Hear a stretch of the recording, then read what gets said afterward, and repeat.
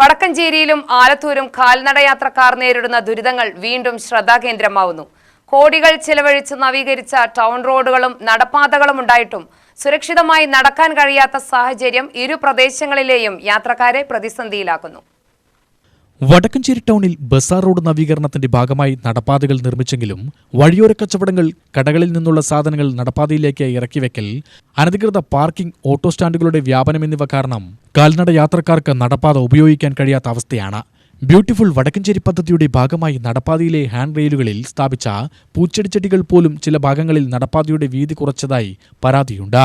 ചിലയിടങ്ങളിൽ വൈദ്യുതി പോസ്റ്റുകളും ട്രാൻസ്ഫോമറുകളും നേരിട്ട് നടപ്പാതയിൽ തന്നെ നിലകൊള്ളുന്നു. ഇതോടെ കാൽനടയാത്രക്കാർ വാഹനങ്ങൾ നിറഞ്ഞ റോഡിലൂടെയാണ് നടന്നു നീങ്ങുന്നത്. ട്രാഫിക് റെഗുലേറ്ററി കമ്മിറ്റിയുടെ തീരുമാനങ്ങൾ പലതവണ പ്രഖ്യാപിച്ചെങ്കിലും അവ പൂർണ്ണമായി നടപ്പിലാക്കുന്നില്ലെന്ന ആക്ഷേപവും ഉയരുന്നുണ്ട്. ആലത്തൂരിൽ പ്രശ്നത്തിന്റെ സ്വഭാവം വ്യത്യാസമാണെങ്കിലും ദുരിതം സമാനമാണ്.